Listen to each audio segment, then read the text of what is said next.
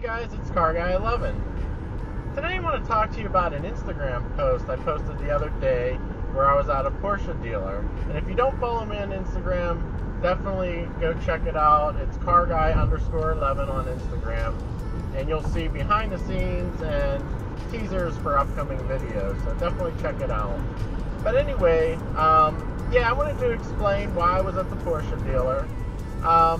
Everybody has dream cars, and I've always was intrigued by the Porsche 911 GT3s with the big wing, and I always thought that would be an awesome car to own. So recently there were some teasers leaked of a Porsche Cayman GT4 RS, which of course is the mid-engine car, and the GT4 recently came out a couple years ago.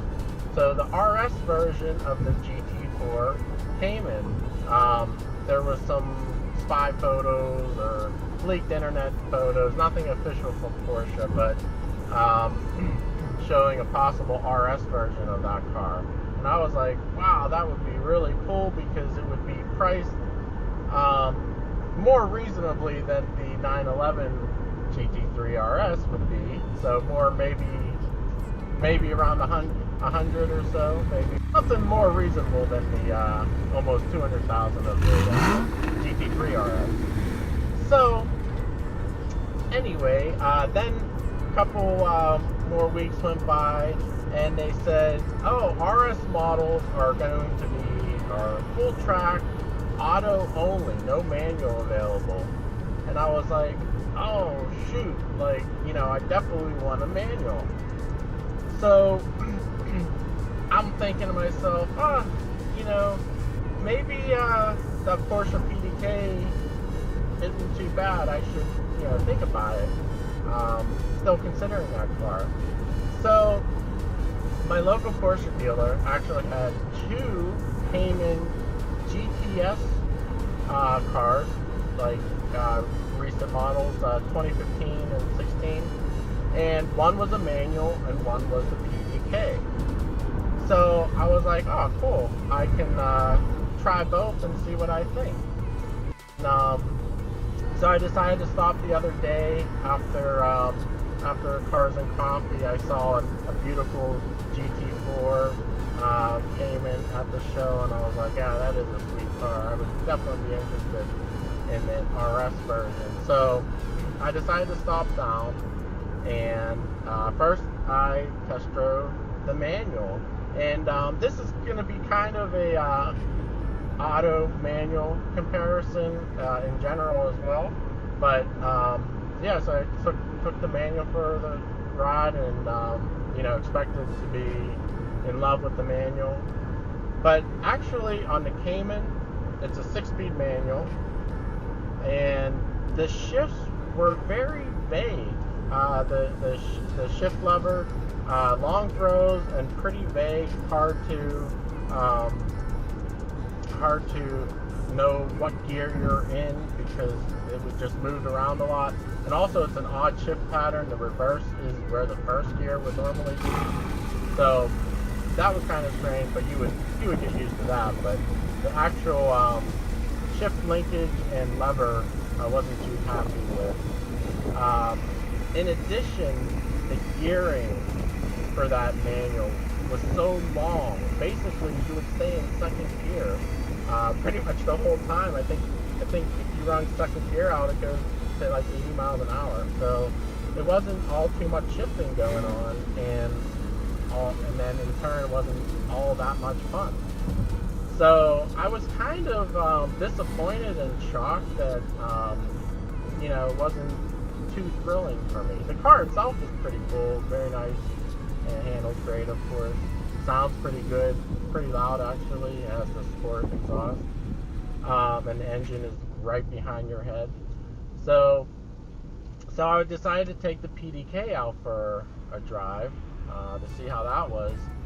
And boy did that transform the car. I mean, the shifts of the PDK are so fast, and also they can be pretty aggressive. You have different modes, like in the Sport Plus, the most aggressive mode.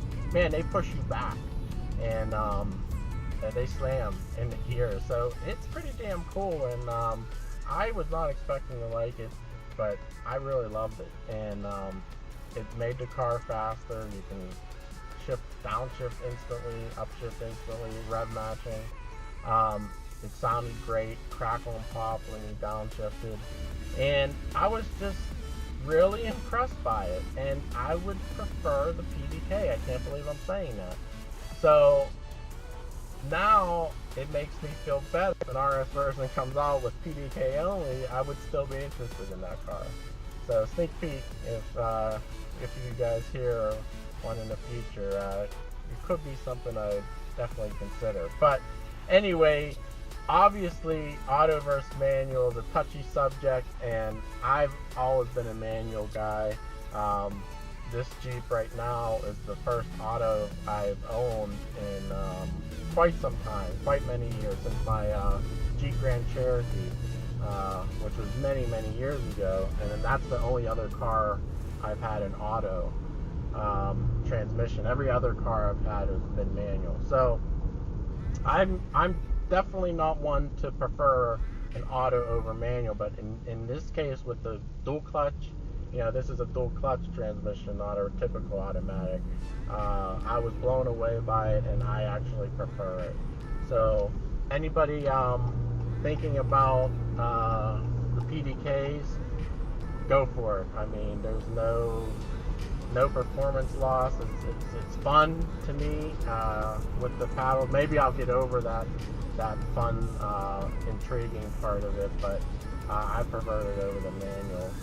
So anyway, not all autos are created equal, and I know, like on the Corvettes, I haven't driven the 8-speed auto, but I've heard it's not very responsive with the paddle.